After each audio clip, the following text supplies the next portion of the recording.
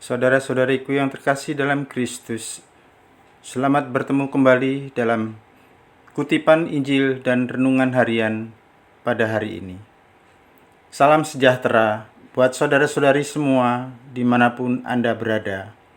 Damai dan sukacita oleh Roh Kudus melimpahi dalam hati dan kehidupan saudara-saudari semua. Amin. Dalam nama Bapa dan Putra dan Roh Kudus. Amin.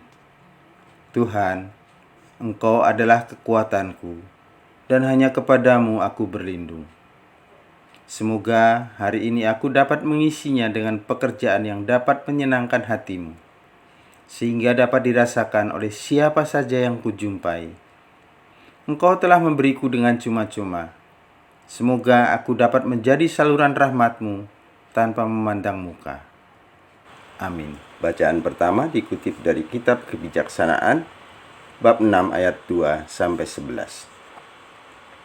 Hai para raja yang memerintah orang banyak dan bermegah karena banyaknya rakyatmu, condongkanlah telingamu, sebab Tuhanlah yang memberi kalian kekuasaan, dari Tuhan yang maha tinggilah asal pemerintahan.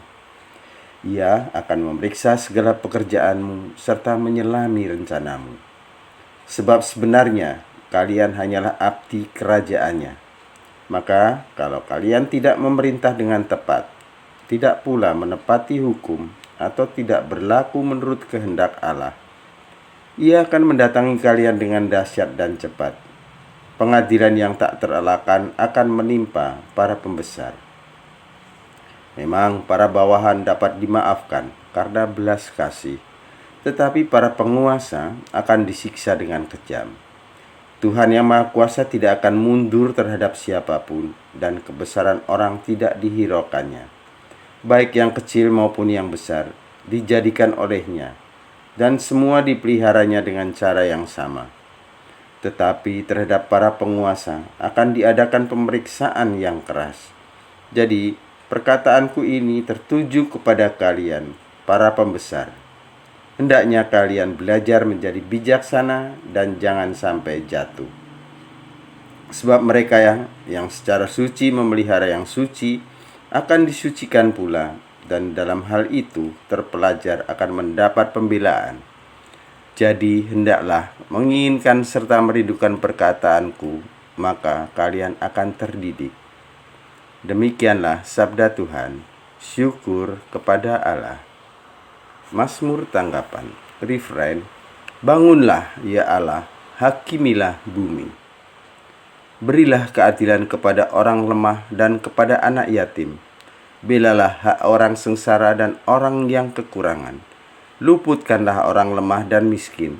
Lepaskanlah mereka dari tangan orang fasik. Refrain: bangunlah ya Allah, hakimilah bumi. Allah sendiri telah berfirman, kamu adalah Allah. Kamu sekalian adalah anak-anak yang maha tinggi. Namun kamu akan mati seperti manusia, dan seperti salah seorang pembesar, kamu akan tewas. Refrain: bangunlah ya Allah, hakimilah bumi. Haleluya, haleluya.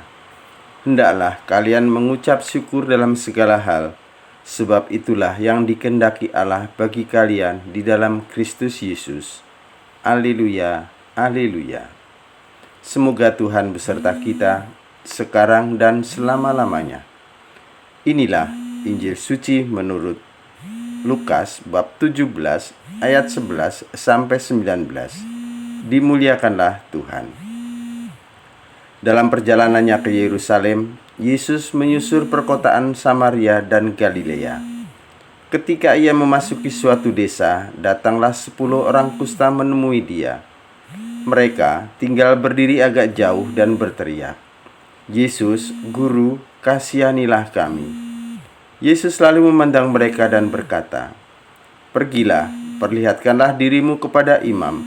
Dan sementara dalam perjalanan mereka menjadi tahir. Seorang di antara mereka, ketika melihat bahwa dirinya telah sembuh, kembali sambil memuliakan Allah dengan suara nyaring. Lalu tersungkur di depan kaki Yesus dan mengucap syukur kepadanya. Orang itu seorang Samaria. Lalu Yesus berkata, Bukankah ke-10 orang tadi semuanya telah menjadi tahir? Di manakah yang 9 orang tadi? Tidak adakah di antara mereka yang kembali untuk memuliakan Allah selain orang asing ini? Lalu ia berkata kepada orang itu, "Berdirilah dan pergilah. Imanmu telah menyelamatkan dikau." Demikianlah sabda Tuhan. Terpujilah Kristus. Saudara-saudariku yang terkasih, dalam perjalanan Yesus menuju Yerusalem, ia bertemu dengan 10 orang kusta di sebuah desa. Ke-10 orang itu meminta belas kasihan Yesus untuk menyembuhkan penyakitnya. Mereka bahkan berseru kepada Yesus dengan segenap hati mereka agar mereka dapat disembuhkan.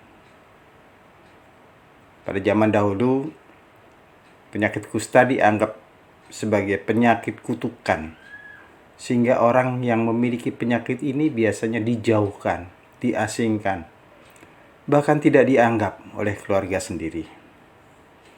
Pada saat itu, kusta merupakan salah satu penyakit yang memalukan, karena penyakit ini akan menyebabkan si penderita kehilangan sebagian anggota tubuhnya. Orang yang terkena penyakit ini dianggap telah melakukan dosa besar, sehingga Tuhan menghukum mereka melalui sakit yang mereka derita. Oleh sebab itu, ketika 10 orang yang terkena sakit kusta melihat Yesus, mereka memohon kepada Yesus untuk menyembuhkannya, agar mereka dapat kembali diterima oleh masyarakat dan keluarga. Lalu apa yang dilakukan Yesus? Sungguh luar biasa. Ia menyembuhkan orang-orang tersebut hingga mereka semua menjadi tahir. Namun dari 10 orang tersebut hanya 1 orang saja yang bersyukur kepadanya. Pertanyaannya, apakah kita semua pernah seperti ke-9 orang yang telah disembuhkan oleh Yesus dan melupakan kebaikannya? Jika pernah, mengapa hal itu dapat terjadi? Dan apa yang membuat kita semua sulit untuk bersyukur? Saudara-saudari yang terkasih, seringkali kita mendengar suatu perkataan bahwa bersyukur itu lebih mudah dilakukan ketika kita dalam keadaan baik atau menerima sesuatu yang kita inginkan. Ketika suatu persoalan hidup datang menimpa kehidupan kita, kita menjadi pribadi yang sulit untuk bersyukur kepadanya. Bahkan kita juga tidak dapat melihat kebaikannya di dalam kehidupan kita sehari-hari. Ketika ada suatu persoalan, kita selalu berseru dan berdoa kepadanya agar kehidupan kita dipulihkan. Namun setelah semuanya itu terjawab dan memulihkan kehidupan kita, kita terkadang lupa akan kebaikannya dan justru tidak mengucap syukur kepadanya. Kita merasa bahwa permasalahan itu dapat selesai karena kuat dan kehebatan kita. Namun apakah benar demikian? Dari firman Tuhan yang telah kita dengar dan baca pada pagi hari ini, kita mendapatkan satu pelajaran yang sangat berharga, yaitu untuk selalu bersyukur atas kebaikan yang telah Ia berikan kepada kita. Mungkin memang benar jika bersyukur di saat kita memiliki suatu masalah itu sulit, namun sebenarnya itu tidak mustahil kita lakukan. Saudara-saudari yang terkasih, Tuhan itu selalu baik kepada kita, anak-anaknya. Dalam keadaan sesulit apapun kita, Ia selalu memberikan kasih dan kebaikannya yang selalu tercurah kepada kita. Seringkali hal-hal yang membuat kita sulit untuk bersyukur kepadanya adalah dari diri kita sendiri. Diri kita terlalu fokus kepada permasalahan yang ada, sehingga kita lupa jika Tuhan masih memberikan kasih-Nya kepada kita. Ketika kita berhasil mendapatkan sesuatu yang kita impikan, seperti sembuh dari penyakit atau mendapatkan pekerjaan yang diinginkan, ingatlah bahwa itu adalah pemberian dari Allah. Dan memang hanya karena Dia sajalah semua itu dapat terjadi. Janganlah kita merasa bahwa diri kita hebat sehingga kita memperoleh semuanya itu. Namun ingatlah, jika tanpa Tuhan, semua itu tidak dapat terjadi. Bersyukurlah kepadanya atas segala apa yang terjadi dalam kehidupan kita. Setiap hari kita harus selalu bersyukur kepadanya. Tetap semangat, sehat dan bahagia selalu. Jangan lupa selalu bersyukur atas anugerah yang diberikan kepada kita setiap hari. Berkah dalam, Tuhan memberkati. Amin.